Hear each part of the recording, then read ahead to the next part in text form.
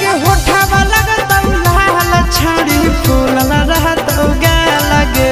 लागम ही कमाल चलबी रानी के चल गे हे